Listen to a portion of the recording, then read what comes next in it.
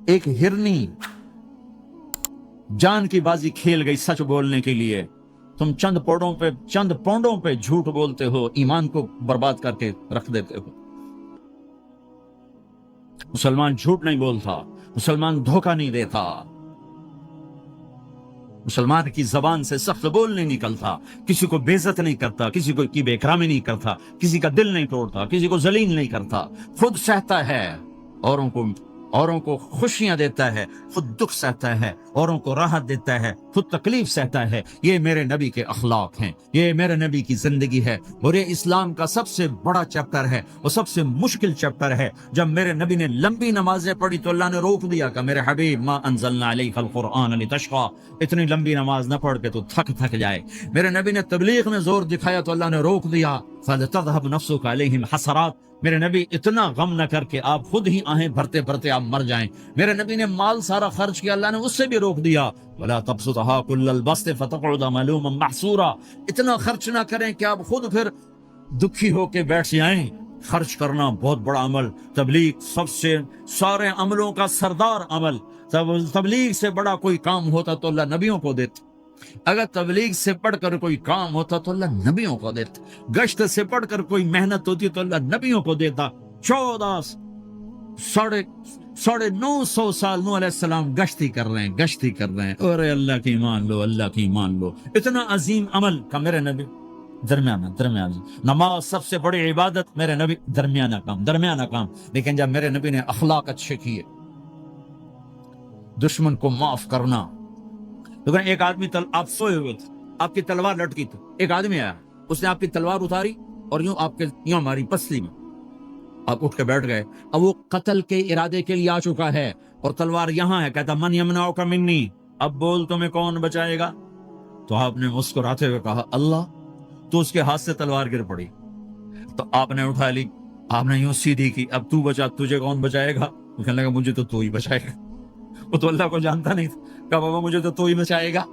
تو آپ کہتے ہیں اس کا سر اڑا دو، یہ نبی کو قتل کرنے آیا ہے۔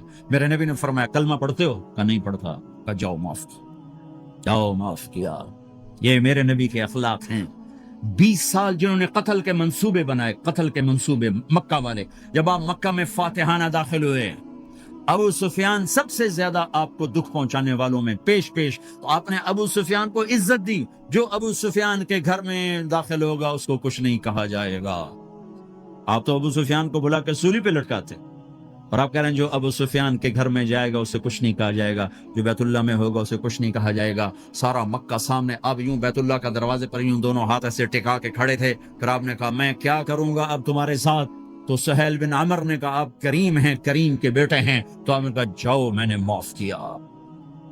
یہ اخلاق آج مٹ چکے ہیں، مردوں سے، عورتوں سے، علم والوں سے، خانقاہ والوں سے، تبلیغ والوں سے، سب زیرو ہوئے پڑے ہیں۔ جب تک یہ اخلاق زندہ نہیں ہوتے، اسلامی زندگی قائم نہیں ہو سکتی، اسلامی معاشرت قائم نہیں ہو سکتی، اور دین 2 چیزوں سے آگے پھیلتا ہے، ایک دعوت اور ایک اخلاق۔ دعوت اور اخلاق، دعوت نہیں ہوگی تو اخلاق وہیں پڑے رہ جائیں، اخلاق نہیں ہوگی تو دعوت کوئی قبول نہیں کرے۔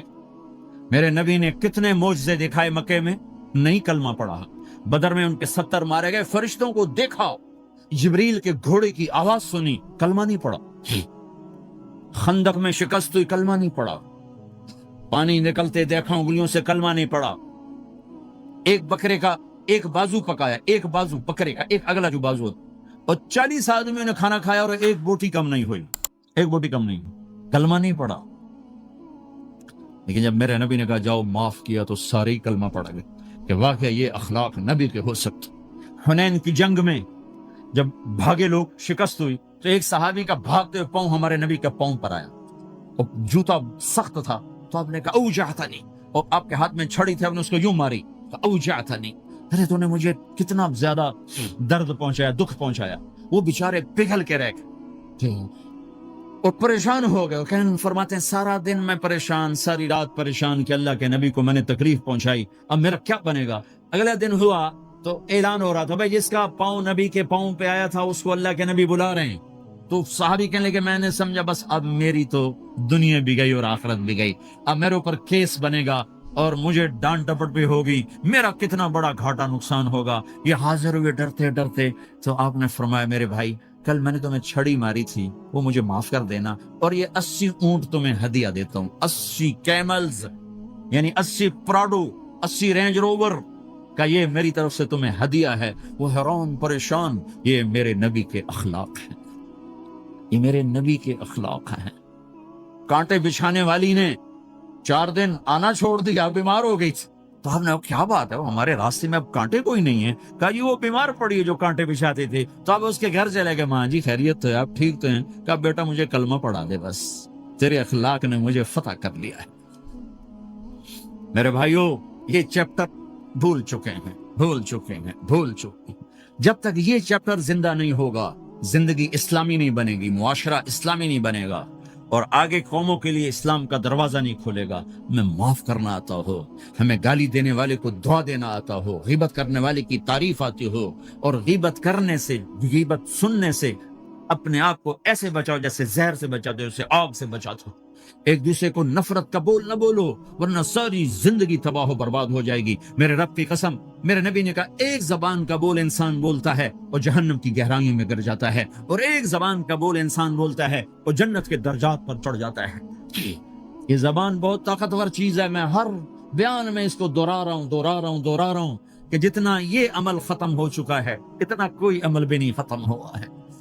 میرے نبی نے فرمایا معاذ تمہیں سارے دین کا خلاصہ بتاؤں؟ معاذ الا انبئک بمیلاک ھذا کلہ، میں تمہیں پورے دین کا خلاصہ بتاؤں؟ کون معاذ؟ کون معاذ جس کے ہاتھ میں علماء کا جھنڈا ہوگا؟ کون معاذ؟ میں ابھی مئی میں ان کے اردن اجتماع میں گیا، آگے ان کے اربد میں گئے، آگے وہاں ان کا مقبرہ ہے 18 کلومیٹر. میں گیا کمرے میں داخل ہوا تو سارا کمرہ خوشبو سے مہک رہا تھا، اور مجھے ایک شخص نے بتایا یہ خوشبو 24 گھنٹے یہاں آتی رہتی ہے. جن کو 18 ہجری میں انتقال ہوا، 1417 سال ہو گئے مرے ہوئے، اور قبر سے خوشبو آ رہی، خوشبو آ رہی، خوشبو آ رہی. اس آدمی کو سمجھایا کیسے اور بتایا کیا؟ معاذ تمہیں سارے دین کا خلاصہ بتاؤں؟ کہ جی بتائیں. تو آپ نے یوں کیا، اپنی زبان نکالی اور اس کو پکڑا انگلی سے، کہا کف ھذا، معاذ اس زبان پہ قابو پا جا، یہ پورا دین ہے. یہ زبان آج کھل گئی ہے، کھل گئی ہے. لقمان علیہ السلام کا فرمان ہے بیٹا میں چپ رہنے پہ کبھی نہیں پچھتایا، میں ہمیشہ اپنے بول پہ پچھتایا ہوں. معاذ نے کہا یا رسول اللہ زبان کے بول پہ پکڑ ہوگی؟ کہ تیرا بھلا ہو جائے معاذ، سب سے زیادہ جہنم میں دھکا دینے والی زبان ہوگی. اور ایک صحابی ہیں ابو دجانہ. کون ابو دجانہ؟ السابقون الاولون من المہاجرین والانصار، اس میں پہلی صف کے صحابہ. کون ابو دجانہ؟ جب آپ حج پر گئے تو اپنی جگہ مدینے کا امیر ابو دجانہ کو بنائے. ابو دجانہ حج میں شریک نہیں ہوئے، کہ آپ نے اپنی جگہ ان کو اپنا نائب بنا کے وہاں کھڑا فرمایا ابو دجانہ میری جگہ پر مدینے کا امیر ہے، یہ وہ ابو دجانہ ہیں. کون ابو دجانہ؟ جو جنگ بدر سے لے کر آخری حج تک ہر سفر میں شریک ہیں، ہر سفر میں شریک. ان کی ایک بات میں بتانا چاہتا ہوں، پہلے تھوڑی سی ان کی ہسٹری بتانا چاہتا ہوں. کون ابو دجانہ؟ احد کی جنگ میں آپ نے تلوار اٹھائی، کہ اس تلوار کو کون لے گا؟ کئی صحابہ کھڑے ہو گئے. آپ نے کہا اس تلوار کا حق کون ادا کرے گا؟ سارے بیٹھ گئے، 3 آدمی کھڑے رہے، ایک زبیر بن عوام، ایک عمر بن خطاب، ایک ابو دجانہ. ان کا نام ہے سماک بن خرشنہ، سماک بن خرشنہ ان کا نام، ابو دجانہ سے مشہور ہے. تو آپ نے تلوار نہ عمر کو دی، نہ زبیر کو دی، ابو دجانہ کو دی. تو عمر رضی اللہ عنہ نے تو محسوس نہیں کیا، حضرت زبیر نے محسوس کیا کہ اس کو کیوں دی، مجھے کیوں نہیں دی؟ میں مہاجرین میں سے ہوں، میں پھوپھی کا بیٹا ہوں، میں اس سے دلیری میں کم نہیں ہوں. بلکہ حضرت زبیر کی دلیری کی تو دھاک تھی، جدھر سلوار چلتی تھی کاٹتی چلی جاتی تھی. کہنے کہ میں دیکھوں گا یہ کیا کرتا ہے. تو ابو دجانہ کے پیچھے پیچھے زبیر ہو لیے. تو ابو دجانہ نے جو حملہ کیا تو 3000 کا لشکر تھا، اس کو چیر کے پار نکل گیا، پورے لشکر کو کاٹ کے پار نکل گیا. اور آگے عورتیں کھڑی تھیں جو مکے کے لشکر کو تیار کر رہی تھیں. نحن بنات طارق نمشی علی النمارق مشی القتل بوارق المسك في المخالق المسك في المفارق والضر في المخالق ان تقبلوا نعانق وتدبروا نفارق فراق غیر وامق. یہ گانا گا رہی تھی اور ان کو تیار کر رہی تھی. تو جب ابو دجانہ کی تلوار نظر آئی تو سب بھاگی. ہندا پکڑی گئی تو آپ نے یوں اپنی تلوار ہندا کے سر پر رکھی, انہوں نے چیخ ماری, تلوار ہٹا لی. تو زبیر پیچھے پیچھے کیا کیا؟ جنگ میں اگر کوئی عورت حصہ لے اسے مارنا جائز ہے, ویسے جائز نہیں ہے. عورت کو, بچے کو, بوڑھے کو ہاتھ لگانا جائز نہیں ہے. تو انہوں نے کہا تلوار کیوں نہیں چلائی؟ کہا میرے محبوب کی تلوار ہے, عورت کے خون سے رنگین کر کے اس کی شان نہیں گھٹانا چاہتے, یہ میرے نبی کی تلوار. پھر واپس ہوئے, پھر اٹیک کیا اور پھر مجمع کو چیر دیا. سامنے ایک آدمی آ رہا تھا ہاتھی کی طرح, اتنا لمبا موٹا تازہ. تو زبیر کہنے لگے میرے جی میں آیا کبھی اس کی ٹکر ہونا, پھر میں دیکھوں ابو دجانہ کیا چیز ہے. تو اللہ کا کرنا ایسا ہوا, ابو دجانہ دونوں آمنے سامنے ہو گئے. تو ایسے شاہ سوار تھے کہ دونوں طرف کے لشکر ذرا تھم گئے اور وہ دونوں بھڑ گئے. ابو دجانہ کے اپنے جوہر, اس پہلوان کے اپنے جوہر, غبار اٹھا, مٹی اٹھی, اور اس کی اپنی طاقت, ان کی اپنی طاقت. انہوں نے ابو دجانہ کو اس نے زخمی کر دی. ابو دجانہ نے جو جوش میں آ کے ماری تلوار, اس کو لگی یہاں یہاں, تو اتنی طاقت سے لگی کہ اس کے نیچے اتر کر 2 ٹکڑوں میں تقسیم کر دی. یوں ماری, ایک قصہ ادھر ہے قصہ. پھر یوں دیکھا اور اپنے چہرے سے لوہی کی ٹوپی اتاری. وما ترى انا ابو دجانہ, کیا دیکھ رہے ہو, میں ہوں ابو دجانہ, تلوار صحیح لی ہے میں نے, غلط نہیں لی. یہ ابو دجانہ ہیں. اور جب شکست ہو گئی احد کی جنگ میں, اور پھر 10-12 آدمی نے آپ کو گھیرے میں لیا ہوا تھا, ان میں ایک ابو بکر تھے, عمر تھے, علی تھے, طلحہ تھے, زبیر تھے, سعد بن ابی وقاص تھے, اور سہل بن حنیف تھے, عبادہ قتادہ بن نعمان تھے, اور ابو دجانہ تھے رضی اللہ تعالی عنہم. ان میں سے ایک ابو دجانہ بھی تھے. اور یمامہ کی جنگ میں ابو دجانہ شہید ہوئے, یمامہ کی جنگ میں شہید ہوئے. یہ ابو دجانہ کی تھوڑی سی سیرت آپ کے سامنے آئی ہے. اس کے بعد اب آپ ان کے قول کو سنو تاکہ اس کا وزن آپ کے سامنے آئے. یہ بدر کے شریک ہیں. اللہ کے نبی نے کہا بدر کا صحابی جو مرضی کرے بخشا گیا. یہ صلح حدیبیہ کے شریک ہیں. اللہ نے قرآن میں کہا لقد رضی اللہ, میں ان سے راضی ہو گیا. یہ صحابی ہیں. اللہ نے کہا کلا وعد اللہ الحسنی, اے میرا نبی تیرے ہر صحابی کے لیے جنت کا وعدہ ہے. اور اب یہ کیا کہتے ہیں, یہ کیا کہتے ہیں لوگو, ان ارجع عملی عند, لوگو میرے پاس, ابو دجانہ میرے پاس بخشش کا سب سے بڑا عمل جانتے ہو کیا ہے؟ بدر نہیں, احد نہیں, حدیبیہ نہیں, خندق نہیں, خیبر نہیں, فتح مکہ نہیں, آخری حج نہیں.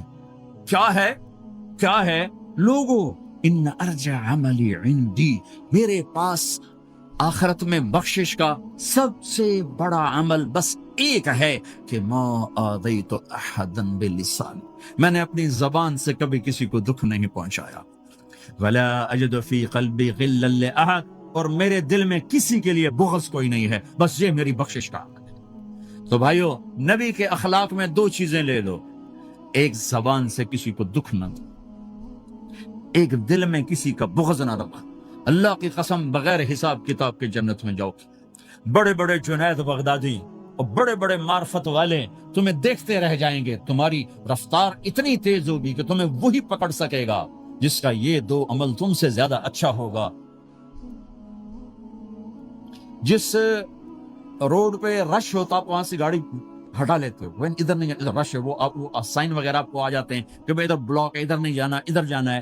تو جہاں روڈ پہ رش ہوتا ہے تو قیمتی سے قیمتی گاڑی کی رفتار بھی آہستہ ہو جاتی ہے, اور جہاں روڈ خالی ہوتا ہے تو پرانی گاڑی بھی بھاگے جا رہی ہوتی. ہمارے یہاں پرانی گاڑی ہوتی ہے نا, پرانی بسوں کے پیچھے لکھا ہوتا ہے نہ انجن کی خوبی نہ ڈرائیور کا کمال, خدا کے سہارے چلی جا رہی ہے. اور جس کے پاس ایسی گاڑی ہو, نہ انجن کی خوبی نہ ڈرائیور کا کمال, تو اگر اس کو روڈ خالی مل جائے تو وہ تو مرسیڈیز والے سے پہلے پہنچے گا, رینج روور والے سے پہلے پہنچے گا, بینٹلی والے سے پہلے پہنچے گا, روز رائز والے سے پہلے پہنچے گا, جو وہ تو پھنسی کھڑی اور اس کا روڈ ہی خالی ہے. تو میرے بھائیوں, یہ میں ایک مثال دیتا ہوں.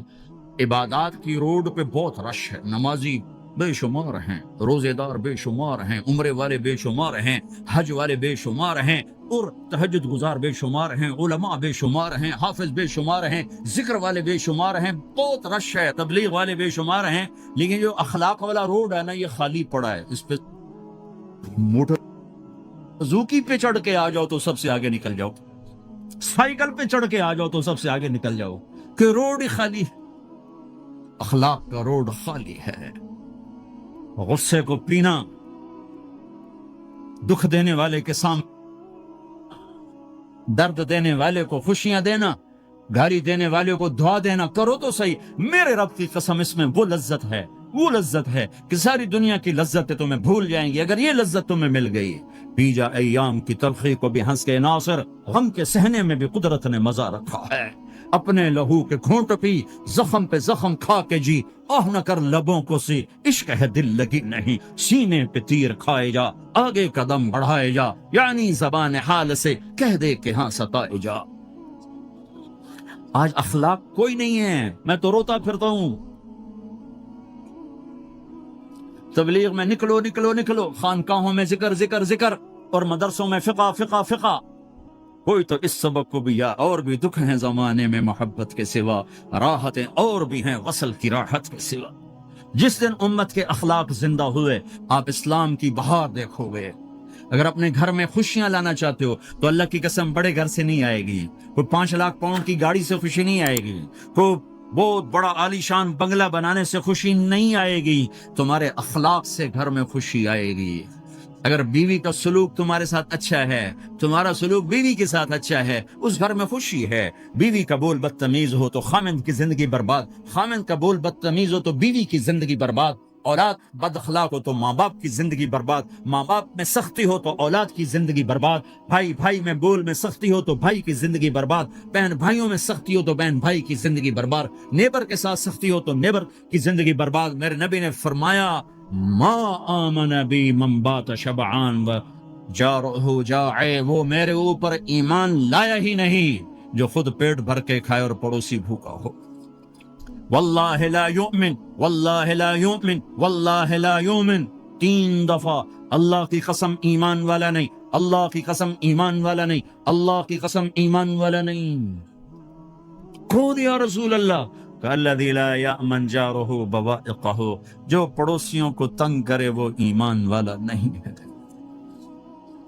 میرے بھائیو، یہ چیپٹر مٹ چکا ہے، کہیں نہیں دیکھنے کو ملتا ہے. ایسا نہیں کہ دنیا خالی ہو گئی ہے، لیکن 1 کروڑ میں 1 ملا تو کیا ملا، 1 کروڑ میں بھی 1 نہیں ملتا. میں بڑے لمبے سفر کر کے اس نتیجے پر پہنچا ہوں کہ 1 کروڑ مسلمان کٹھے کروں، اس میں لاکھوں تہجد گزار ہوں گے، لاکھوں 5 وقت کے نمازی ہوں گے، اس میں لاکھوں عمرے حج کرنے والے ہوں گے، اس میں لاکھوں علماء حفاظ ہوں گے، لیکن شاید اخلاق والا ایک بھی. اپنی زندگی کو اگر سکھ دینا ہے، چیزوں کے پیچھے نہ دوڑو، اخلاق بناؤ. مقدر کی چیزیں ملیں گی، کمائیوں میں حلال لاؤ، حرام سے بچو، سچ پہ آؤ، جھوٹ سے بچو، دھوکہ نہ دو کسی کو ورنہ زندگی ویران ہو جائے گی. ٹیکس بچانے کے لیے جھوٹ نہ بولو ورنہ دل کالا ہو جائے گا. جھوٹ پیسے کی خاطر، لعنت ہے اس دولت پر، لعنت ہے اس ملک پر. ہے کیا مثالیں اس امت نے قائم کی ہیں. اچھوں سے برے، بروں سے اچھے ہمیشہ پیدا ہوتے چلے آئے. یزید فاسق، فاجر، ظالم، 3 بر اعظم کی حکومت چھوڑ کے مر رہا ہے، 34 سال کی عمر، اور بعض آتا ہے 38 سال کی عمر، 40 سال کو نہیں پہنچا، 40 سال سے پہلے مر گیا. اس کا بیٹا معاویہ بن یزید رضی اللہ تعالیٰ عنہ، 3 بر اعظم کی حکومت، 3 بر اعظم کی حکومت، 40 دن حکومت، 40 دن. پھر اپنے سارے خاندان کو اکٹھا کیا اور کہا دیکھو لوگو، جس حکومت کے نیچے حسین کا خون گرا ہو میں اس حکومت پہ لعنت بھیجتا ہوں. یہ ہے تمہاری حکومت، جس کو مرضی دے دو، مجھے نہیں چاہیے. 3 بر اعظم کی حکومت چھوڑ دی صرف 22 سال کی عمر میں، 22 سال کی بھرپور جوانی کی عمر میں حکومت کو لات مار دی. میں چند پاؤنڈ کے لیے سچ کو لات مار دوں، میں چند پاؤنڈ کے لیے انسانوں کو دھوکہ دوں. तो भाइयों भाइयों सच के आदी बनो। बड़ा आली खुलक है सच बोलना, बड़े आली अखलाक हैं लोगों को नफा पहुंचाना, लोगों के सामने मीठा बनो, कड़वाहट अंदर रखो, मिठास तकसीम करो, पूरी दुनिया में दीन जिंदा हो। इस नकलो हरकत, ये दावत की नकलो हरकत, मैं बोल्टन में आज से 31 साल पहले भी आया था। 20 आदमी नहीं इकट्ठे कर सके थे हम। सारे दिन के गश्तों के बाद एक गिरजा मस्जिद था उस वक्त, तो हमको 50 आदमी इकट्ठे नहीं कर सके थे। आइए हजारों का मजमा है, इसके पीछे पता नहीं कितनी मेहनतें हुई हैं, तब जाकर ये रंग बना है, इसलिए कि शक्ल बनी है, इसमें रंग भरने की जरूरत है, और वो है मेरे नबी के अखलाक, मेरे नबी की मुबारक जिंदगी, जिसमें दरगुजर, जिसमें माफ करना, जिसमें मीठा बोल, जिसमें छोटा बन जाना और दूसरे को बड़ा बनाना, जिसमें सच बोलना, जिसमें धोखे से बचना, ये मुसलमान की शान है। तो हमारे तो नौजवान यहाँ की लड़कियों को धोखा देते हैं, पेपर बनाने के लिए यहाँ की लड़कियों से शादी करते हैं, उनकी जिंदगियां बर्बाद कर देते हैं, अपना ईमान खराब करते हैं, उनकी जिंदगी खराब करते हैं। मुसलमान ही धोखेबाज बन जाए तो लोगों को राहबरी कौन दे, राहबर कौन बनेगा? तो मेरे भाइयों अल्लाह उसके रसूल को ढूंढने के लिए ये तबलीग की मेहनत है। दर दर फिरो और ये दो बातें बन जाए, एक हमारी इबादत ठीक हो जाए, एक हमारे अखलाक ठीक हो जाए। इसको लेकर जब हम फिरेंगे तो अल्लाह के फजल से एक लहर चलेगी जो दुनिया के हर आखिरी कोने तक पहुंचेगी। हर घर को अल्लाह ताला तौहीद के नूर से रोशन कर देगा। इसके लिए हम वक्त मांगते हैं कि ये एक जिंदगी है जो मेरे 1.25 घंटे की तकरीर से 1.5 घंटे की तकरीर से काबू में नहीं आएगी। इसको सीखने के लिए वक्त मांगते हैं। निकलो मेरे भाइयों, निकलो मेरे भाइयों। और आज तक जो अल्लाह पाक के साथ, अल्लाह के रसूल के साथ कोई जंगी से सुलह कर लो, किसी से लड़े हुए हो फौरन सुलह कर लो, उसको भी मना लो, उससे भी मान जाओ, किसी से रूठे ना रहो, किसी से कथा ताल्लुक ना करो, सबसे सलाम करो, दिल को साफ रखो। अबू दुजाना जैसी हस्ती फरमाते हैं कि मेरी बख्शिश का अमल ये है कि जबान से दुख नहीं दिया, दिल में बुग़्ज़ कोई नहीं। और वो कहते हैं ये मेरा सबसे बड़ा अमल है। ये अपने नबी के अखलाक में 2 बातें ले लें, इस जबान से किसी को दुख ना पहुंचे, दिल में कितने ही लोग सताएं, बुग़्ज़ ना रखो, साफ करो, धो दो। और फराइज में नमाज छूटे नहीं। और फिर इसको लेकर ये उम्मत फिरे, क्योंकि इस उम्मत का काम बैठना नहीं है। इस उम्मत का इज्तिमाई जुर्म है कि उन्होंने अल्लाह के दीन के लिए फिरना छोड़ दिया। इस उम्मत की इज्तिमाई खता है कि उन्होंने अल्लाह के पैगाम को आगे पहुंचाना इसको अपना काम न समझा, इसके लिए फिरना छोड़ दिया, तो अपने भी हाथों से निकल गए। पराए तो पहले ही पराए थे। तो मेरे भाइयों, इसके लिए नियत करो, इरादे करो। जो भाई ये तैयार हो ये दिसंबर के आखिर तक, तो वो खड़े होकर जरा अपने नामों का इज़हार फरमा दें। और ये जो छुट्टियां आ रही, ये सारी छुट्टियां लगाने के लिए जो नौजवान तैयार हो, वो भी खड़े होकर अपनी शक्लें ज़ियारत करवा दें। अल्लाह भी राजी हो जाए, अल्लाह के नबी भी राजी हो जाए। जल्दी से खड़े होकर बता दें, फरमाएं जी।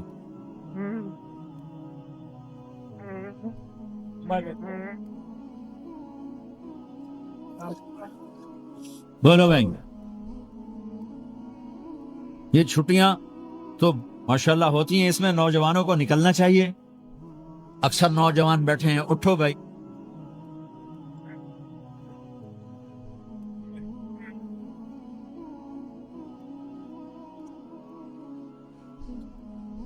जल्दी फरमाए भाई, जल्दी फरमाए।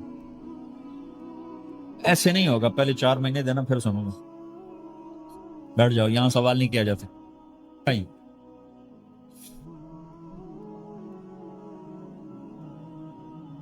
जल्दी से बताएं भाई, जल्दी से बताएं भाई।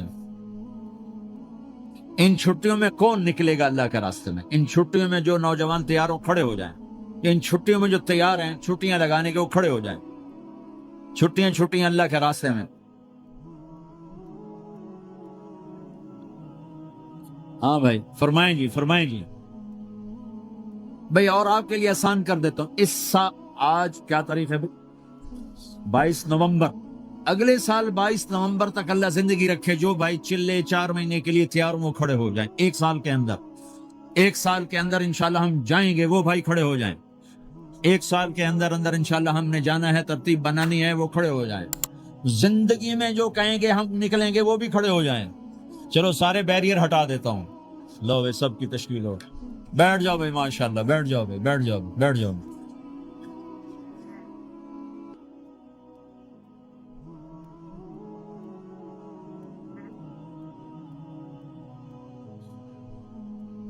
آوے بیٹھ جائیں, دعا کرتے ہیں. دعا سے پہلے تھوڑی سی بات کرنا چاہتا ہوں, سن لیں پھر انشاءاللہ دعا کرتے ہیں. مسلمان کی زندگی چلتے پھرتے دعوت ہے. مسلمان کی زندگی چلتی پھرتی دعوت ہے. اگر اسلام ہماری زندگی میں ہو, عبادات ایسی چیزیں جو نظر نہیں آتی, اخلاق ایسی چیزیں جو چھپ نہیں سکتی. اخلاق ایک ایسی صفت ہے جس کو آپ چھپا نہیں سکتے. بد اخلاقی ایسی برائی ہے جس کو آپ چھپا نہیں سکتے. شراب تو چھپ سکتی ہے, اندر کمرے میں بیٹھ کے پی لے. روزہ چھپ سکتا ہے, نہیں رکھا کسی کو کیا خبر. نماز بھی چھپ جاتی ہے, نہیں خبر پڑی ہے کہ نہیں پڑی. لیکن برے اخلاق بھی نہیں چھپتے اور اچھے اخلاق بھی نہیں چھپتے. ایک اچھے اخلاق خوشبو کی طرح مہکتے ہیں اور برے اخلاق گندگی کی طرح بدبو چھوڑتے ہیں. ہمارا معاشرہ اسلامی اس وقت بنے گا جب ہمارے اخلاق عالی ہوں. تو یہ نقل و حرکت اس کو طاقت پہنچائے گی. یہ گھر بیٹھنے سے چیز نہیں آئے گی بھائی, پھرنا پڑے گا, دھکے کھانے پڑیں گے. لیکن ان دھکوں میں بھی اللہ نے بڑی لذت رکھی ہے. بہت عجب نشہ ہے اس کا.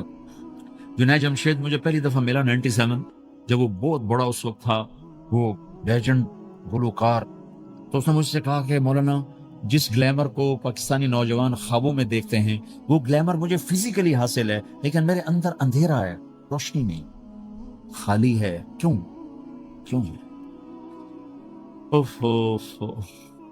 میں نے کہا تمہارے سیدھے گھٹنے میں درد ہو, تم الٹے گھٹنے میں دوا لگاؤ تو فائدہ ہوگا کہ نہیں.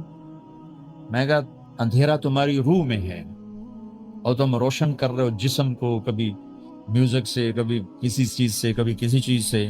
تو عورت, شراب, میوزک, ان کا روح میں کوئی واسطہ ہی نہیں. یہ روح تک جاتی ہی نہیں. ان کی پینیٹریشن جسم تک ہے اور جسم کو کنٹرول روح کرتی ہے. جب روح میں بھوک اٹھتی ہے تو وہ پریشانی میں کی شکل میں ظاہر ہوتی ہے. تم اللہ سے تعلق بنا لو, یہ سب کو ٹھیک ہو جائے گا. پھر اس نے 3 چیلے شروع کیے تو اس کا مجھے فون آیا. ہمارا ایک شہر ہے چھوٹا سا, زلزلے میں ختم ہو گیا تھا, بالاکوٹ. تو اس کا مجھے وہاں سے فون آیا کہ مولانا میں ایک پرانی مسجد میں ایک پھٹی ہوئی چٹائی پر لیٹا ہوا ہوں, اور جس سکون کو میں 5 سٹارز ہوٹل میں دیکھتا تھا, ڈھونڈتا تھا, وہ آج مجھے یہاں مل چکا ہے. اور مجھے یوں لگتا ہے میں ہوا میں اڑ جاؤں.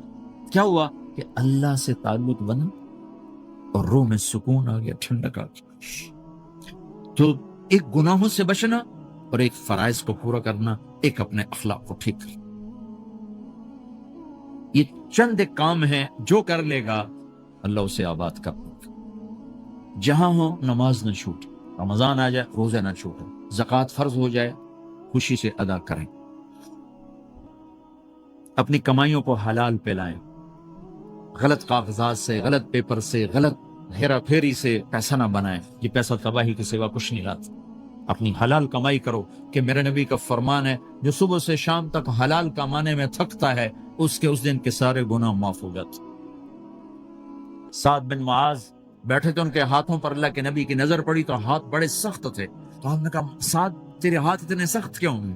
کہا جی میں اپنے باغ میں خود کام کرتا ہوں, اس سے یہ سخت ہو گئے. تو آپ نے سعد کا ہاتھ پکڑا اور ایسے چوما اور کہا اپنے بچوں کو حلال کھلانے میں, بچوں کو حلال کھلانے میں جو ہاتھ ایسا ہو جائے گا اس پہ جہنم کی آگ حرام ہو جائے گی. کہ بھائیو حلال, جھوٹ نہ داخل کرو. چاہے کتنے بڑے مفتی فتوا دیں کہ ٹیکس بچانے کے لیے جھوٹ بولنا جائز ہے, میں کہتا ہوں نہیں, سچ. 2 سودے ہیں, ایک طرف چند 100 پاؤنڈ ہیں, ایک طرف سچ ہے. جس کو لینا ہے لے لو. سچ کو لوگے تو اللہ کے قدموں میں چلے جاؤ, اللہ کے حبیب کی چھاؤں میں چلے جاؤ گے, اللہ کی چھاؤں میں چلے جاؤ گے. جھوٹ, ہاں صرف جھوٹ بولنا جائز ہے. 2 بھائی لڑ پڑے, ان میں صلح کرانے کے لیے جھوٹ بولنا جائز. میاں بیوی لڑ پڑے تو بیوی کو منانے کے لیے خاوند جھوٹ بول سکتا ہے, خاوند کو منانے کے لیے بیوی جھوٹ بول سکتی ہے. اس کے علاوہ جھوٹ نہیں ہے. سچ کے ساتھی بنو. اللہ کی قسم وہاں سے رزق آئے گا جہاں سے وہم و گمان بھی. پھر آپ اس حکومت کو دھوکہ دیتے ہو جو آپ کی ہمدرد. ہماری حکومتیں تو خود بھی چور ہیں تو ان کو چور پڑے ہوئے, چوروں کو چور پڑے ہوئے. تمہاری حکومتیں تو چور نہیں ہیں تو تم پہ خرچ کرتے. ان سے بینیفٹ لینا ہو تو پیچھے ہو, ان کو ٹیکس دینا ہو تو کدھر لکھا ہے شریعت میں ٹیکس دینا جائز ہے؟ کیا لکھا ہوگا؟ آگے مفتی بھی بیٹھے ہوئے فتوے دینے کے لیے. جب ان سے نفع اٹھاتے ہو تو ان کو نفع پہنچاؤ, ان سے سہولتیں لیتے ہو ان کو سہولت پہنچاؤ. یہ تمہارے خرچ کرنے میں دیانتدار ہیں, ان کے ساتھ بددیانتی نہ کرو. مسلمان ہو اور دھوکا، یہ دو چیزیں جوڑ نہیں سکتے. اپنی عیاشی تھوڑی کم کر دو تو اللہ اس میں برکت دے گا. آپس میں کبھی اونچ نیچ ہو جائے فوراً صلح کرو، لڑائی پہ باقی نہ رہو کہ جی ہم نے بات نہیں کرنی، ہمارا سلام دعا ختم. ایسا کبھی نہیں کرنا. اونچ نیچ ہوتی ہے لیکن فوراً صلح کرو. ماں باپ میاں بیوی کٹھے رہتے ہیں تو ہمارا سسرالی معاشرہ بہت سخت قسم کا ہے. ماں باپ اتنی مداخلت کرتے ہیں، بچے بچے میں ان کی زندگی تباہ کر دیتے. ساس سسر بہو پہ اتنا حق جتلاتے ہیں کہ خامد کا بھی اتنا حق نہیں رہ جاتا، اس سے زندگی ٹوٹ جاتی. اگر سسر ہو بہو کو عزت دو، ساس ہے بہو کو عزت دے، بہو ہے ساس سسر کو عزت دے. لیکن اللہ کی قسم ساس اور سسر کا بہو پہ کوئی شرعی حق کوئی نہیں. میرے بچے کی شادی ہوئی، میں نے اپنی بیوی سے کہا بات سنو، ہم کسی کی بیٹی کو لے کے آ رہے ہیں، اگر ماں بن کے دکھاؤ گی تو میں یہاں اس کو لاؤں، اور اگر ماں بن کے نہیں دکھانا تو میں اس کو الگ گھر دیتا، تاکہ ہم اس کی زندگی میں دخل انداز نہ ہوں، ہم ان کی زندگی کو خراب نہ کریں. اگر کسی کے پاس الگ گھر دینے کی وسعت نہیں ہے تو وہ خود تو الگ ہو سکتا ہے کہ نہیں ہو سکتا. ایک ہی گھر میں رہتے ہیں، الگ گھر کی وسعت نہیں تو دونوں باہر نکل جاؤ، بچوں کی زندگی سے باہر نکل جاؤ. اپنا ان پر حاوی نہ کرو ورنہ آپ خود بھی برباد ہو جاؤ گے، ان کو بھی برباد کر دیں. کتنی طلاقوں کے پیچھے ساس اور سسر ہے، کتنی طلاقوں کے پیچھے میاں بیوی کی آپس کی بدتمیزی ہے کہ اس ماحول میں برداشت کرنے کا رواج ہی ختم ہو. برداشت نہیں کرنا، بڑا نقصان سہنا ہے، چھوٹا نہیں سہنا. ڈائمنڈ کیسے بنتا ہے؟ ڈائمنڈ کاربن ہے. وہ ڈائمنڈ کیسے بنتا ہے؟ وہ پریشر کو برداشت کرتا ہے، اللہ چمکا کو اسے ڈائمنڈ بنوا دیتا. تو نوجوانوں کے ذمے ہے کہ اپنی بیوی کو پروٹیکشن دیں ماں باپ سے. ماں باپ زیادتی کریں سامنے آ جائیں، ہاتھ جوڑیں، پاؤں پکڑیں، بدتمیز نہ ہوں کہ ابا جی میں آپ کا حکم، اب مجھے اس کا کیا کرنا ہے، اما جی اب مجھے فرمائیں میں کیا کرنا ہے، میرے ذمے ہے، اس کے ذمے نہیں ہے. بیوی زیادتی کرنے لگے تو اس کے سامنے ہو جاؤ، دیکھو بیگم کہ تیرا میرا رشتہ ٹوٹ سکتا ہے، ماں باپ کا رشتہ ٹوٹ نہیں سکتا ہے. ماں باپ کا وہ رشتہ ہے جسے توڑا نہیں جا سکتا. نکاح تو ایک بول پہ ٹوٹ جاتا ہے. میں تیری ہر ضرورت پوری کروں گا لیکن تو میرے ماں باپ کے لیے تکلیف کا باعث نہ بن. یہ مرد کی ذمہ داری ہے. ہم یہ معاشرہ بھلا چکے ہیں. ہمارے پڑوسی ذمہ دار تھے، ان کے بچے کے نکاح میں گیا تو مجھ سے کہنے لگے مولانا میری بیگم نے مجھ سے کہا کہ دیکھو ہم زندگی گزار چکے ہیں، اب یہ بچے زندگی شروع کرنے لگے ہیں، تو پہلے میرے بیٹے کے لیے الگ گھر بنا اور اس کی بیوی کی ڈولی کو وہاں لے کے آ، میرے گھر میں نہ لانا کہ ایسا نہ ہو ہم میاں بیوی بچوں کی زندگی خراب کر لیں. تو پہلے میں نے بیٹے کا گھر بنایا ہے، اب اس کی شادی کر رہا ہوں، اس کی بیوی کی ڈولی وہاں اترے گی، میرے گھر میں نہیں اترے گی کہ ہم دونوں میاں بیوی کہیں ان کو خراب نہ کرنا. ہر آدمی کے پاس تو اتنے وسائل نہیں ہیں کہ وہ الگ گھر دے، لیکن یہ وسائل تو سب کے پاس ہیں کہ ان کی زندگی سے نکل جائے. ہاں ان میں کوئی کھٹ پٹ ہو جائے تو صلح کرانے آئیں، لیکن ہوتا کیا ہے کہ لڑکے کے ماں باپ اپنے بیٹے کے حمایتی ہوتے ہیں، لڑکی کے ماں باپ اپنی بیٹی کے حمایتی ہوتے ہیں اور آپس میں جنگ شروع ہو جاتی. نہ یہ نیچے ہوتا ہے نہ وہ نیچے ہوتا. نئی شادی ہوتی، زندگی گزارنے کا پتہ نہیں ہوتا، ٹھوکریں کھاتے ہیں تو ان کو سنبھالنے کی ضرورت ہوتی ہے. لیکن ہوتا کیا ہے کہ ماں باپ اپنے بیٹے کے کان میں نہ بیوی کی شکایتیں لگاتے رہے، یہ کرتی ہے یہ کرتی ہے یہ کرتی ہے، اور وہ بچی کو اس کے ماں باپ کہتے رہے یہ کرتے ہیں یہ کرتے ہیں یہ کرتے ہیں، زبان پر ٹیپ لگا رہے. تو آپ کی زندگی روشن ہو جائے، آپ کا جیون خوبصورت ہو جائے.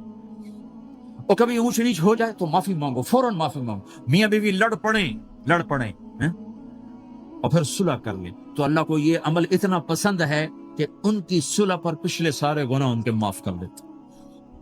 قرآن کی ایک آیت اتری ہی میاں بیوی کی لڑائی پر تھی. ایک خامد اپنی بیوی پہ بڑے ناراض ہو، مسجد میں بیٹھے بیٹھے انہوں نے نیت کی گھر جاؤں گا اور بیوی کی ٹھکائی کروں گا. یہ انہوں نے نیت کی ہے، مسجد میں بیٹھے بیٹھے نیت کی گھر جاؤں گا میں ان چنگا لتر پھیرنا. میرے اللہ تو آسمان زمین اللہ کے لیے تو سب برابر ہے دیکھنا. تو اللہ پاک نے اسی وقت قرآن اتارا، اسی وقت یا ایھا الذین آمنوا ان من ازواجکم واولادکم عدوا لکم فاحذروہم. اے ایمان والو، بیوی بچے اولاد، عدوکم نہیں کہا، عدوا لکم، بیچ میں لام لائے ہیں یہ بتانے کے لیے کہ عدو اصلی معنی میں نہیں ہے، یہ اس معنی میں ہے کہ اے ایمان والو، تمہارا بیوی بچوں کے ساتھ ٹھیا ہو سکتا ہے، کھٹ پٹ ہو سکتی ہے، جھگڑا چھوٹا موٹا ہو سکتا ہے، کیا کرنا ہے؟ فاحذروہم، اس سے بچنا ہے، بڑھانا نہیں، بچنا ہے۔ کیسے بچنا ہے؟ ان تعفو، اس جھگڑے کو بڑھانا نہیں، مٹانا ہے، وتصفحوا، اس کا اثر دل سے مٹانا ہے، وتغفروا، پھر دوسرے کو معاف کرنا ہے۔ یہ تین کام میاں بیوی کرو، اگلا میں کروں گا، فإن اللہ غفور الرحیم، تمہارے پچھلے میں سارے معاف کر دوں۔ تو اگر اس مجمع میں کوئی بیوی سے لڑا بیٹھا ہے تو جاتے جا کے صلح کر، کوئی ماں باپ سے لڑا بیٹھا ہے تو جاتے جا کے صلح کر، کوئی ماں باپ بچوں سے ناراض ہیں، جا کے خود مان جائیں۔ اس ماحول میں بچوں کو پیار سے لے کے چلنے کی ضرورت ہے۔ میرے نبی کی زندگی محبت کا شاہکار، ساری زندگی کسی کو ڈانٹا نہیں، ساری زندگی کسی کو ڈانٹا نہیں، اپنی وجہ سے، اپنی وجہ، کسی پہ ہاتھ نہیں اٹھایا، اپنی وجہ سے۔ حسن انس فرماتے میں نے 10 سال اللہ کے نبی کی خدمت کی، ایک دفعہ نہیں کہا یہ کیوں کیا، ایک دفعہ نہیں کہا یہ کیوں نہیں کیا۔ تو بھائیو، یہ خوبصورت زندگی ہے۔ آپ یہاں تو خادم نہیں ہوتے، سارا گھرانہ ہی خادم ہوتا ہے۔ تو میں پاکستان میں ہوں تو میں اگلا چیپٹر بیان کرتا ہوں کہ نوکروں کے ساتھ بھی اچھا سلوک کرو۔ وہ یہاں ہے ہی نہیں، تجھے آپ پہ بانڈے مانجنے، آپ پہ ٹوائلٹ صاف کرنا ہے، آپ پہ گڈی صاف کرنی، ڈرائیور بھی آپ پہ تھے، مالک بھی آپ پہ، پٹرول بھی آپ پہ پاؤ گے، چنگا انگلینڈ ہے، پٹرول بھی آپ پہ پاؤ، ہوا بھی آپ پہ بھرو، 2.5 لاکھ کی گاڑی یا ڈرائیور آپ پہ، ہماری 2.5 لاکھ پاؤنڈ کی، ہماری 2.5 لاکھ کی سزوکی ہوتی ہے، ہمارا نوکر بیٹھا گاڑی چلا رہا۔ نوکر تو اللہ کی بڑی نعمت ہے، تم اس سے محروم ہو۔ کچھ اس کے فائدے بھی ہیں، کچھ نقصان بھی ہیں، لیکن فائدے زیادہ ہیں۔ ہمارے بچے اتنے سست ہو جاتے ہیں کہ پانی کا گلاس کہو تو اٹھ کے ہی نہیں دیتے، وہ آگے نوکر کو بلاتے۔ میری اپنی میرے ابا جی مجھے کوئی کام کہتے، اتر جا، میں نا انہوں ساتھ کیا، میں جا ابا جی آگے انہوں سب کیا، میں خود نہیں جاتا، ایسی سستی پڑ جاتی۔ یعنی تمہیں اپنی حماقت بتا رہا ہوں، سردی میں لیٹا ہوا تھا تو میری رضائی گر گئی، تو میں نے باہر سے نوکر بلایا، میں کہا بشیرہ او جی اور آمینہ، رضائی میری اتنے پا، تو اپنا سنا رہا ہوں۔ لیکن آپ جہاں جاب کرتے ہیں، جہاں جاب کرتے ہیں وہاں دیانتداری سے جاب کرو، دھوکہ نہ ہو، فریب نہ ہو، فراڈ۔ آپ بھی کہیں ملازم تو ہیں، کہیں کام کر رہے ہیں، کوئی آپ کی دکان پہ کام کر رہا ہے، گھروں میں کام کرنے والے، دکانوں پہ کام کرنے والے تو ہیں۔ اور جن لوگوں کے پاس پیپر نہیں ہوتے ان کو اتنے تھوڑے پیسے دیتے ہیں کہ وہ بیچارے روٹی بھی نہ کھا سکتے، تو بھائی یہ لینے چونکہ ان کو پتا ہے کہ بیچارہ پھنسا ہوا ہے اور کہیں نہیں جا سکتا ہے۔ تو ایسا نہ کرو، یہ ظلم نہ کرو۔ اب بولتا ہے ایسے لوگ رکھو نہیں، تمہارے لیے قانون اس کی گنجائش کوئی نہیں۔ لیکن اگر کوئی اس طرح رکھتا ہے تو پھر یہ ظلم نہ کرے کہ 100 کی بجائے 10 پاؤنڈ دے رہا ہو، بھائی لینے تو لے لو، اس کو پتا اس بیچارے نے کہیں نہیں جانا، ایسے ظالم نہ بن۔ وہ ہمارے یہاں کرائسس چل رہا ہے بہت زیادہ، تو جو بیچارہ پھنس جاتا ہے نا، تو پراپرٹی بیچنے پر آتا ہے تو اس کی 1 کروڑ کی پراپرٹی کے 20 لاکھ لگاتے ہیں۔ میں گزر رہا تھا مال ٹاؤن میں، ایک دوست کے پاس ٹھہرا تھا، وہ پراپرٹی ڈیلر تھا، تو ہم صبح واک کر رہے تھے تو ایک گھر کے قریب سے گزرے، کچھ 6 کنال کا گھر تھا۔ اسے کہنے لگا مولانا اس گھر کی قیمت ہے 24 کروڑ، 24 کروڑ کا گھر ہے فزیکل، لیکن اس کا مالک پھنس چکا ہے قرضوں میں، اب اس کو بیچنا چاہتا ہے، تو 18 کروڑ سے اوپر ایک پیسہ نہیں کوئی لگا، اور یہ اس بیچارہ بیچے گا، یہ 8 کروڑ کا لاس لے کر، 6 کروڑ کا لاس لے کر بیچے گا، چونکہ یہ پھنس چکا ہے۔ میں نے کہا اگر میرے پاس پیسے ہوتے تو میں اس کا 24 کروڑ کا گھر لیتا 30 کروڑ کا، کہ 24 کروڑ اس کے قرضے میں جاتے اور 6 کروڑ سے اپنا الگ کاروبار کر لیتے۔ مسلمان تو مظلوم کی مدد کرتا ہے، مسلمان تو دکھی کی مدد کرتا ہے، نہ کہ مصیبت زدہ کو اور لوٹ لینا، مرے نو مارے شاہ مدار، یعنی مصیبت زدہ پر اور مصیبت ڈالنا۔ بھائیو، یہ وہ خوبصورت اخلاق ہیں، اپناؤ گے اللہ چمکائے گا، اللہ اس جہان کی عزت دے گا۔ اور ایک آخری میری بات ہے، بہت بڑا مجمع ہے، بہت سارے نوجوان نظر آ رہے ہیں، آج تک جو اللہ رسول سے جنگ کی اس سے صلح کر لی، جو گناہ کی اس سے معافی مانگ لیں، ادھر ہم معافی مانگیں ادھر اللہ معاف کر دے، ادھر ہم توبہ کریں گے ادھر اللہ معاف کر دے۔ اور آپ تو ماشاءاللہ سارے بہت اچھے بیٹھے ہوئے ہیں۔ میرا ایک شاگرد ہے مولوی امجد، کراچی میں امام مسجد، اس کے پڑوس میں ایک عورت تھی، وہ لڑکیاں سپلائی کرنے کا کام کرتی تھی، کتنا ذلیل کام ہے، اور سال سے اس کے بیٹے سے اس میرے شاگرد نے دوستی لگائی اور میرے بیان کی کیسٹ دے دی کہ بھائی یہ سن لینا میرے استاد جی کی کیسٹ. اس نے گھر میں جا کے لگا لی. اس کی ماں چلتے پھرتے کانوں میں آواز پڑ رہی ہے. آخر وہ آ کے بیٹھ گئے, کہنے لگی سنا, مجھے بھی سنا. تو اس نے سارا سنا, پھر کہا دوبارہ سنا, پھر سنا, کہا دوبارہ سنا, پھر سنا. تو کہنے لگی یہ کون ہے؟ کہا پتہ نہیں کون. تمہیں کس نے دیکھا؟ یہ امام مسجد میں. تو بچے کا ہاتھ پکڑا اور آ گئی دروازے پر. اسے لوگ تراویح پڑھ کے باہر نکل رہے تھے. کہنے میں نے امام صاحب سے ملنا ہے. وہ آ گئے, کہا جی یہ کیسٹ آپ نے دی؟ یہ کون ہے؟ کہ میرے استاد ہیں. کیا نام ہے؟ طارق جمیل. اچھا. انہوں نے توبہ کی بڑی بات بتائی ہے, تمہیں پتہ ہے نا میرا کیا کام ہے؟ کہ میری توبہ قبول ہو سکتی ہے؟ تو کیوں نہیں اماں جی ہو سکتی. کہا ٹھیک ہے پھر میں اللہ کو گواہ بناتی ہوں میری توبہ. اور اس نے مسجد میں آنا شروع کر دیا تراویح میں. 5واں روزہ ہے اور دعا مانگتی ہے اللہ اگر میری توبہ قبول ہے تو مجھے اپنے پاس بلا لے. یا اللہ اگر میری توبہ قبول ہے تو مجھے اپنے پاس بلا لے. 29ویں روزے سجدے کی حالت میں اللہ نے اٹھا لیا. ساری زندگی کام کیا؟ لڑکیوں کی سپلائی, اتنا بدترین کام. اور موت آئی رابعہ بصری جیسی. یہ ہے توبہ کا کمال کہ اللہ کی رحمت سے کبھی نا امید نہیں ہونا چاہیے. اللہ کوئی تھانے دار نہیں ہے کہ اس نے چھتر پھیرنا ہے. اللہ کریم ہے, مہربان ہے, ہمارا دوست ہے, ہمارا رب ہے. تو جب کبھی خطا ہو فوراً توبہ کرو, فوراً توبہ کرو. انشاءاللہ ایک دن آئے گا کہ اللہ ہمیں اپنی توبہ پہ پکا کر دے. تو یہ نیت تو کرو سارے جتنے بیٹھے ہو بوڑھے جوان کہ پچھلے پر ہم توبہ کرتے ہیں. کرتے ہو نیت؟ کہو یا اللہ میری توبہ, پھر کہو یا اللہ میری توبہ, پھر کہو یا اللہ میری توبہ. اگر یہ آپ نے سچے دل سے کہا ہے تو آپ کو مبارک ہو, آپ کے سب گناہ معاف ہو گئے, سارے معاف ہو گئے. حقوق باقی ہیں, علماء سے پوچھ لینا ان کی ادائیگی کیسے کرنی ہے. گناہ سارے معاف ہو گئے. اور آئندہ اگر کبھی توبہ ٹوٹے تو پھر کر لینا, پھر کر لینا, پھر کر لینا. میرے رب کی رحمت پہ کوئی اثر نہیں پڑتا. لن تبلغوا ضری فتضرونی ولن تبلغوا نفعی فتنفعونی. یہ میرے رب کی صفت ہے. وہ کہتا میں نفع سے بھی پاک ہوں, نقصان سے بھی پاک. نہ کوئی مجھے نفع پہنچا سکتا ہے, نہ کوئی نقصان پہنچا سکتا ہے. تو میرے گناہوں سے اس کو کیا گھاٹا پڑتا ہے؟ مجھے گھاٹا پڑتا ہے. لہٰذا جب بھی ہم معافی مانگیں گے وہ خوشی سے معاف کریں گے, جب بھی توبہ کریں گے خوشی سے قبول کریں گے. ٹھیک ہے نا؟ سارے نیت کرتے ہو؟ درود شریف پڑھو. اللهم لك الحمد كما انت اهله وصل على محمد كما انت اهله وفعل بنا ما انت اهله انك اهل التقوى واهل المغفرة. ربنا آتنا في الدنيا حسنة وفي الآخرة حسنة وقنا عذاب النار. یا اللہ ہم نے توبہ کی ہے, ہماری توبہ قبول فرما. یا اللہ اپنے فضل و کرم سے اس کو پختہ فرما, اپنی محبت دے, اپنے حبیب کی محبت دے, اپنے حبیب کی معرفت دے.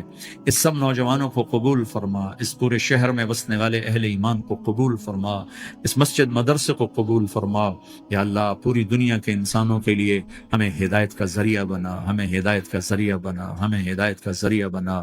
یا اللہ ہم سے راضی ہو جا, ہم سب سے راضی ہو جا. جو ہمارے اہل و عیال مر کے تیرے پاس چلے گئے ان کی بخشش فرما دے. جب ہمارے جانے کا وقت ہے تو ایمان پہ خاتمہ نصیب فرما. یا اللہ ہمیں بیماریوں سے نجات دے, دکھ درد. 7واں آسمان, پھر اللہ تعالیٰ عرش کے فرشتوں کو موت دے گا. پھر اللہ تعالیٰ فرمائے گا جبریل میکائیل مر جائیں, تو اللہ تعالیٰ کا عرش سفارش کرے گا یا اللہ جبریل میکائیل تو نہ مرے, ان کو تو بچا لے. تو اللہ تعالیٰ فرمائے گا اسکت فقط کتبت الموت علی من کان تحت عرشی, خاموش رہو میرے عرش کے نیچے سب نے مرنا ہے. جبریل مر جائے گا, میکائیل مر جائے گا. پھر اللہ پوچھے گا کون باقی ہے, تو وہ کہے گا یا اللہ اسرافیل جو پھونک رہا ہے وہ باقی اور میں باقی ہوں. اللہ کہیں گے اسرافیل مر جائے, تو اسرافیل وہ جو ہاتھ میں لے کے پھونک مار رہے ہوں گے سور, وہ ان کے ہاتھوں سے گرے گا اور اسرافیل میں گرے گا, اور وہ سور یوں اڑتا ہوا اللہ کے عرش کے ساتھ جا کر ٹک جائے گا. پھر اللہ فرمائے گا کون باقی ہے. اب اسرائیل کی ٹانگیں کانپیں گی. سب کو موت کا ذائقہ چکھانے والا آج خود چکھنے لگا ہے. کون باقی؟ دھڑ دھڑ دھڑ دھڑ دھڑ دھڑ ٹانگیں. یا اللہ بس اب تو تیرا یہ غلام باقی ہے, باقی تو سب اتر گئے موت کے گھاٹ.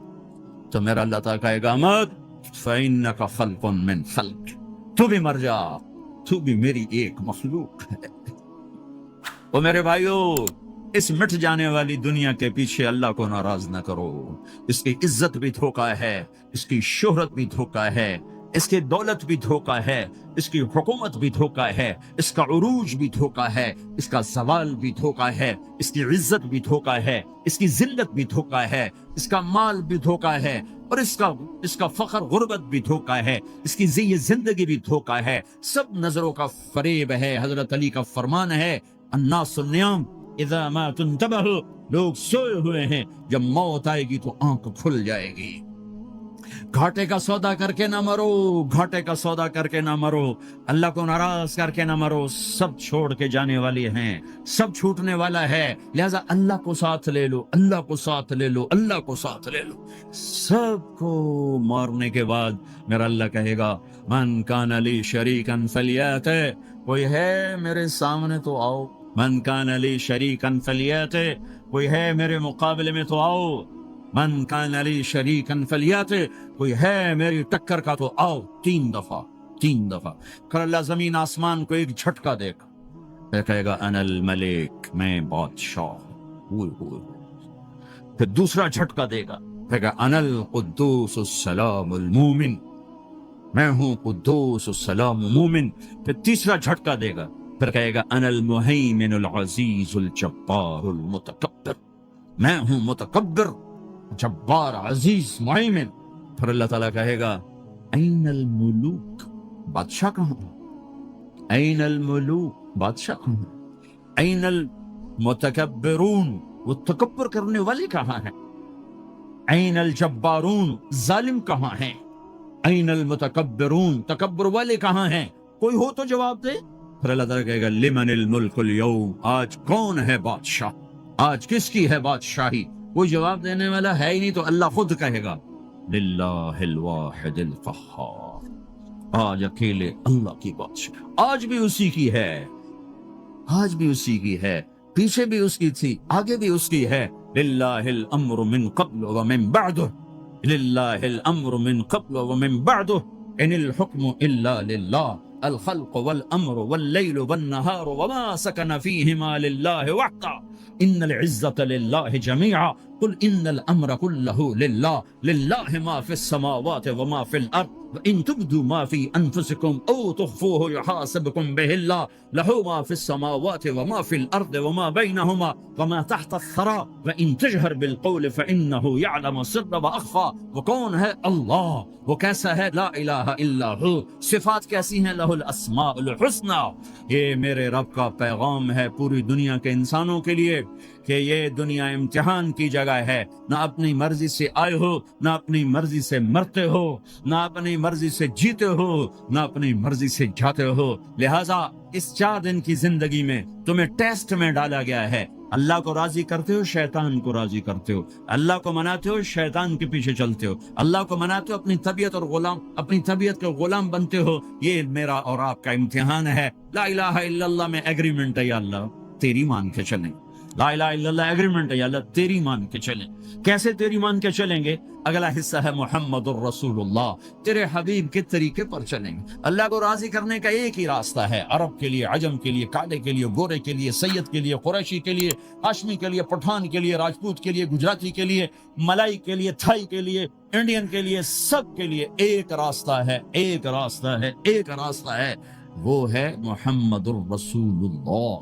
جب آپ معراج پہ گئے تو آپ نے کہا یا اللہ، آپ نے ابراہیم کو خلیل بنایا اور موسیٰ کو کلیم بنایا اور داؤد کو لوہا نرم کر کے دیا، سلیمان کو ہوا تابع کر کے دی، اور یا عیسیٰ علیہ السلام کے لیے مردے زندہ کیے، میرے لیے کیا ہے؟ اللہ تعالیٰ نے فرمایا اولیس قد آتیتک افضل من ذلک کلہ، میرے محبوب میں نے آپ کو وہ دیا ہے جو کسی کو نہیں دیا۔ وہ کیا دیا ہے؟ کہ اللہ ذکرت الا ذکرت معی، قیامت تک تیرا میرا نام اکٹھا رہے گا، الگ نہیں ہو سکتے سے رہے گا۔ لا الہ الا اللہ محمد رسول اللہ، لا الہ الا اللہ میں 12 حرف ہیں، 12، محمد رسول اللہ میں 12 حرف ہیں۔